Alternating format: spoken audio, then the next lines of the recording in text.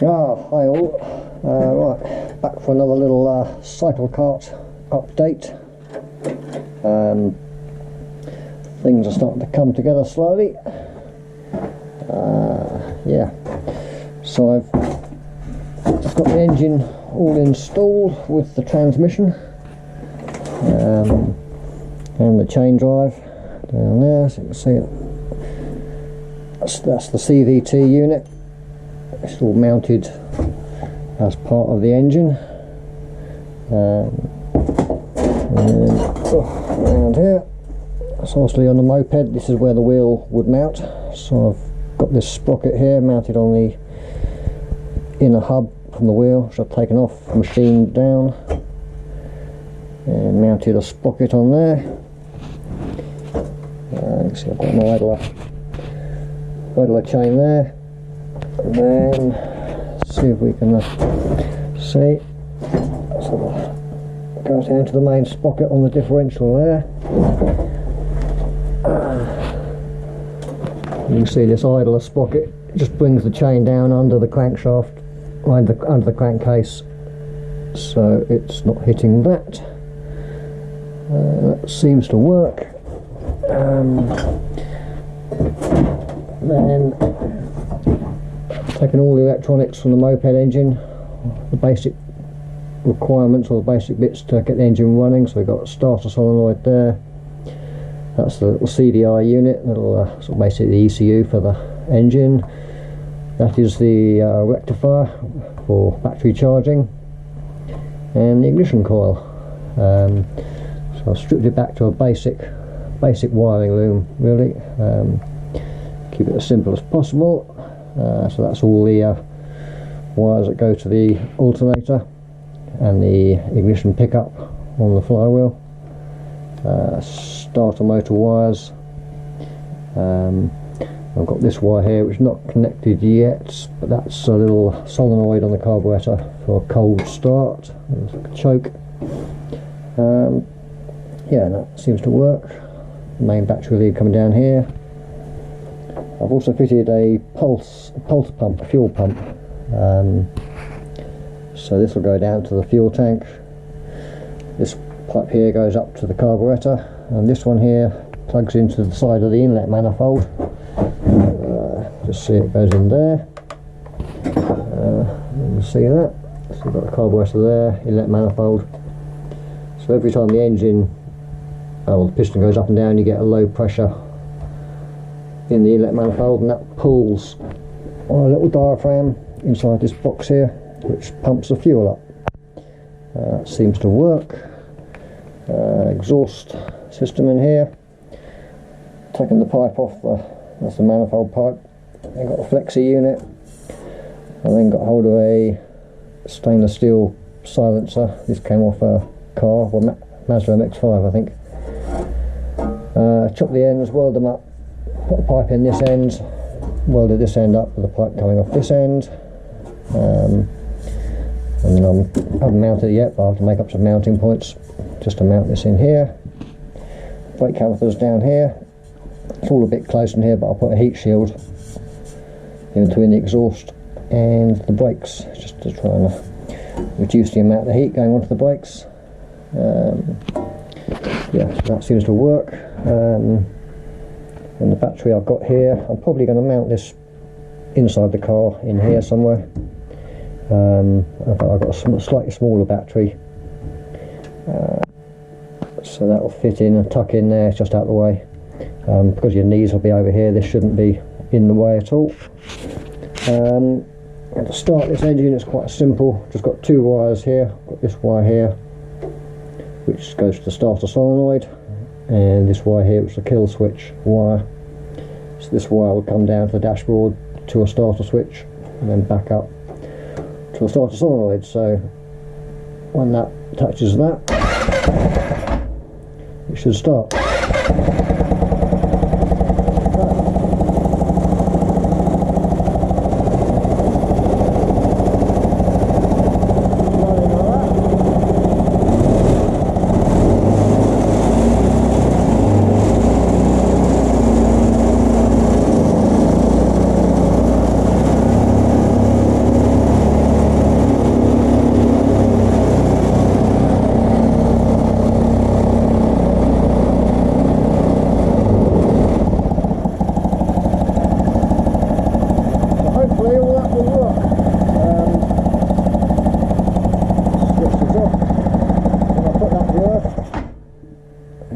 to earth, it kills the engine.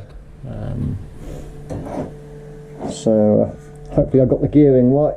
It's all a bit hit and miss. I've got some tyres on order, so I can fit those soon. So all that drivetrain is up and running and ready to be tested. Hopefully it'll all be strong enough. And then on the front end, you can see I've been busy with the steering wheel. Made this Bugatti style steering wheel.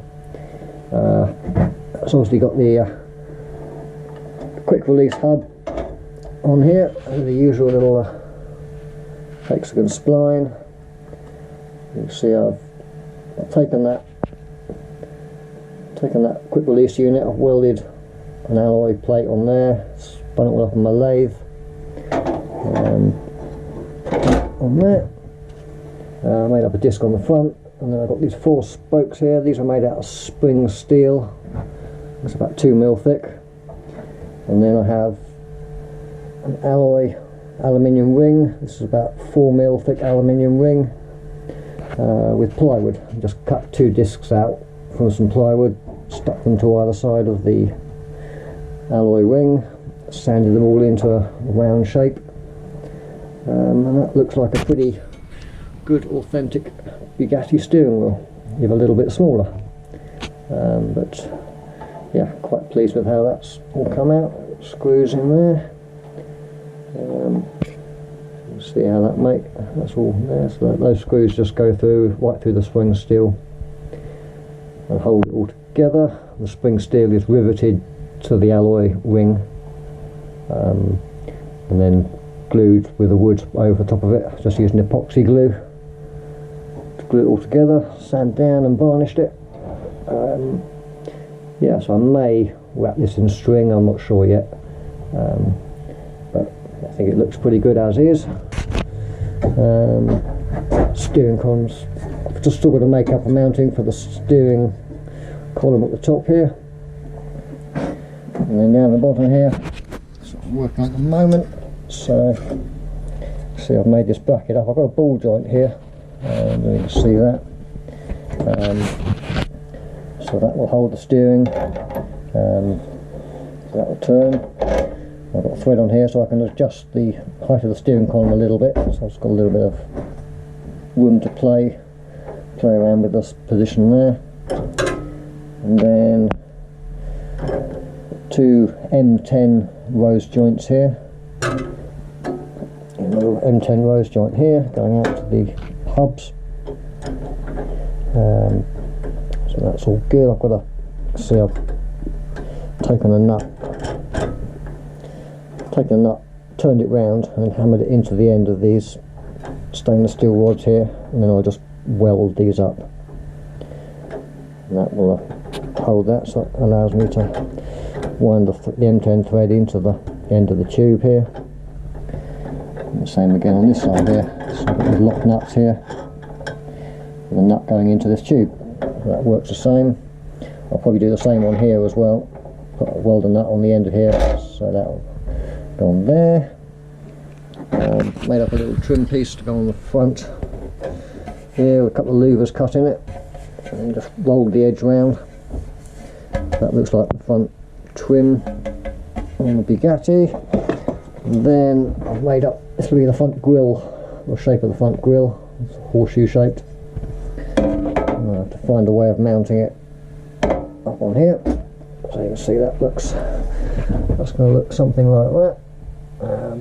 Yeah, I'll have to make up all the dummy radiator and such like. So I'm not sure how I'm going to mount that just yet, but I'm sure I'll think of something. And then the springs here, the leaf springs. In my previous video I was talking about these, and I put the whole car on the ground with the springs on it, and they were just too stiff. So what I've done is I've taken my angle grinders to them,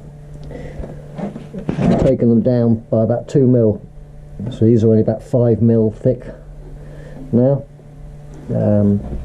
So they've got a bit more flexibility, more spring in them, so hopefully they will work fine. Again, I have to get the whole thing on the ground and try it out really.